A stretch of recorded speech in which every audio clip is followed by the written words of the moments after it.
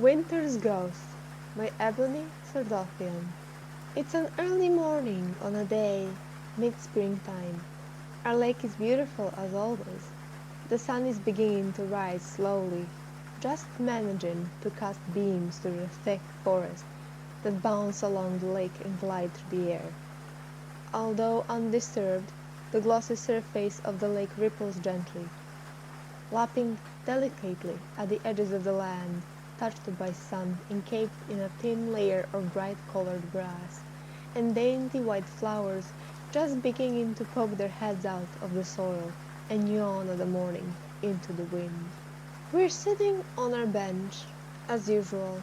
It stands in the soft grass, wood newly painted and almost glowing in the warm light. The wind sails by, and whispers to us about the stories it carried from all across the world.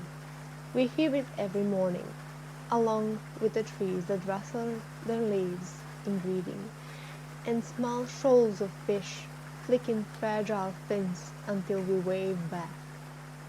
I could never ask to be anywhere else in the world, for nowhere could compare, especially with George by my side. We hold each other's hand and sit in a comfortable silence, just like every morning, and it's perfect. I understand he has to go to work soon, but I can't let go of his hand just yet. He doesn't try to let go either, just sighs peacefully into the fresh spring air and squeezes my hand slightly. The sun begins to peek through the tips of the trees in the forest and floods its light more into the scene, splashing us with a wave of warmth. It's my favorite part of every morning. Nothing could replace the feeling of the happiness trickling through my veins, more indispensable than my own blood. George and I have loved this place ever since we were really young. It feels more than just a pleasant scene to us. It's as though a tear in the skies leading to heaven had leaked just a droplet of pure, innocent gold into the landscape, and we'd been lucky enough to stumble across it. Whether in the world we are together, this place will always be our home. A stirring in the bushes on the left draws my attention, and just moments later I'm met with the rosy face of a young girl who looks very familiar to me, though I can't quite place why. She's beautiful, with her sparkling green eyes and glowing, freckled face. However, what stands out to me the most is her rather peculiar clothing. She's wearing a big, thick winter coat, gloves, and wheelies, despite the day being warm. The girl beams at me and runs over to where we're sitting. Do I know her?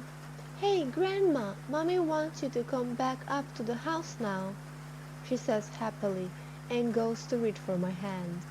I'm taken aback by her words. Perhaps she has me mistaken for someone else. "I'm sorry, dear. I think you're looking for someone else." I offer her a smile, but she laughs and pulls at my arm. "Don't be silly, Grandma," she grins. "There's nobody else here. Can you come back to the house with me now? It's cold." "What? Do I know you?" I blink at her in confusion, and she mirrors my expression. "Of course you do. Come on." I don't know quite how to reply now. Perhaps if George and I go with her, we can help find her parents. "All right, we're coming," I respond, but now she seems more confused. "We? Who's we?" She wrinkles her nose, and I peer at her curiously. Hasn't she noticed my George? "This is George. We'll help you find your parents." I try smiling at the girl again, but she steps backwards and now looks more concerned than anything else. "Grandma," she begins unsurely, "what are you talking about? Grandpa George died 4 years ago." Her words are a slap to the face.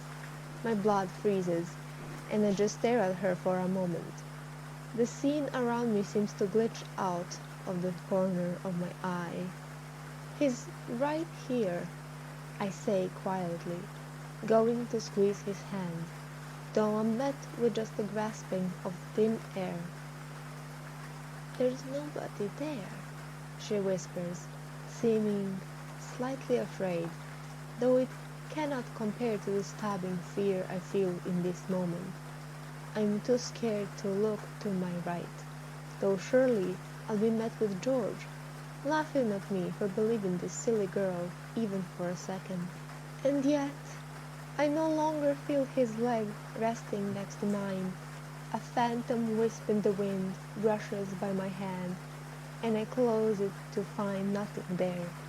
His shoulder I was just moments ago leaning against now just feels like the creaking back of the old bench. I look around and wish immediately that I had not. An empty space on the bench, giant paint peeling off and scratched. No, maybe he went to stand by the lake. Lifting my gaze, I met with an unfamiliar winter, the lake frozen over, so I can no longer see the fish darting around underneath. The land covered in a heavy, exhausted coat of snow, so I can no longer watch new flowers peek out from underneath. The sun dripping back behind the trees.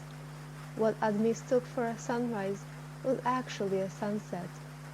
Worse than that, the wind was silent.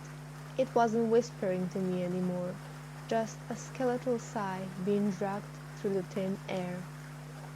The tales and mysteries it carried seemed now trapped beneath the frozen surface of the cold, aphotic lake, drowning in the years they went silent.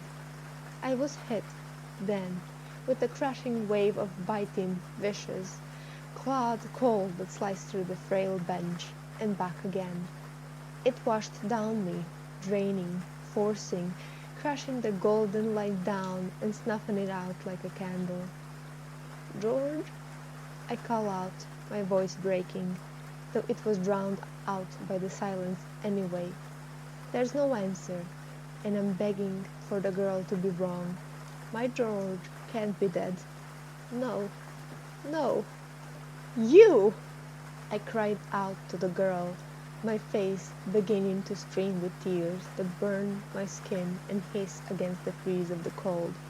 "What have you done?" She backs away more and doesn't say anything.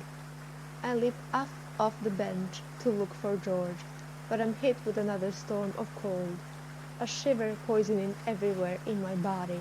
A new sort of wind whips at my face, flicking silver hair into my eyes. Silver hair that I don't remember belonging to me.